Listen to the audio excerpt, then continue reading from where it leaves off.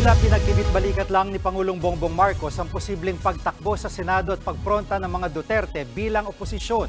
Iginit din niyang buo pang unity team at bukas pa rin daw sila kung gustong sumama ni Vice President Sara Duterte.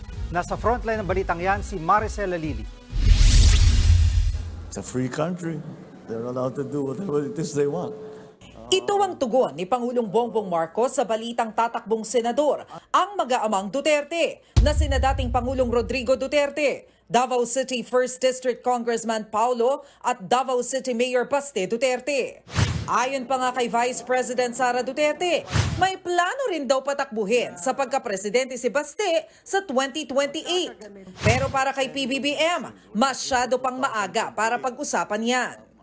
May pang mangyayari between now and 2028.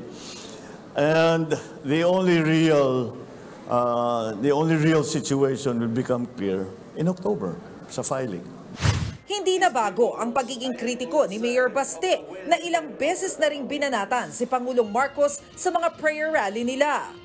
Siya rin ang nanawagan noong Enero kay PBBM na bumaba na sa pwesto.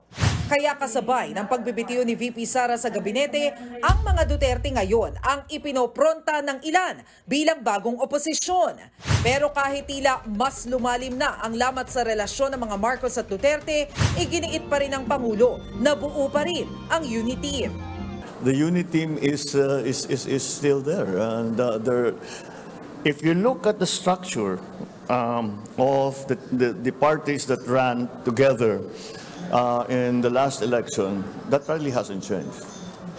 Kung titingnan ngayon ang mga partidong pumirma ng alyansa sa bagong unity para sa 2025 elections, tanging Partido Federal ng Pilipinas ni PBBM at lakas CMD ni House Speaker Martin Romualdez ang natira. Hindi na sumali ang hugpong ng pagbabago ni VP Sara at puwersa ng masang Pilipino ni dating Pangulong Joseph Estrada.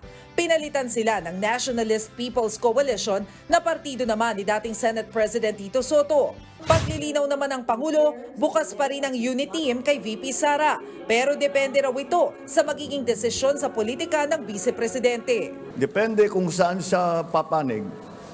That will determine whether or not that will be the biggest change in the unit team.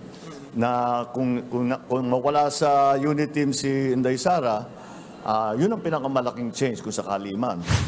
Nagbabalita mula sa Frontline, Maricel Halili, News 5. Mga kapatid, Jiggy Manikad po, iba na ang may alam at may pakialam sa panahon ngayon.